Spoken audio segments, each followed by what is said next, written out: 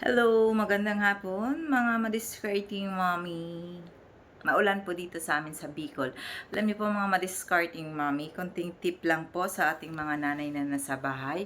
Lalo na po at tayo po ay nagkakaroon na ng mga problema sa buhay, financial, unang-una din po. So, ang maganda po natin gagawin, total na sa bahay lamang po tayo, ay yung mag-isip po tayo ng dagdag na kita nang sa ganun makatulong po tayo sa ating asawa na laging nagtatrabaho, laging naghahanap ng pamamaraan para matustusan ng pangailangan ng ating pamilya. Unang-una, ang pag-aaral ng ating mga anak.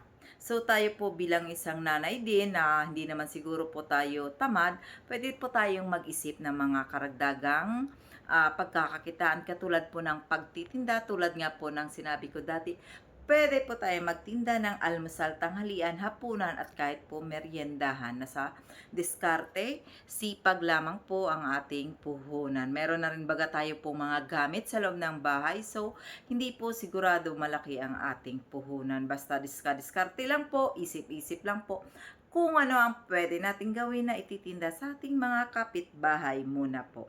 So siguro po mga mami, yan lamang po muna ang aking konting tip na maibibigay sa mga nanay na nasa bahay lamang. So yun lamang po and God bless us all.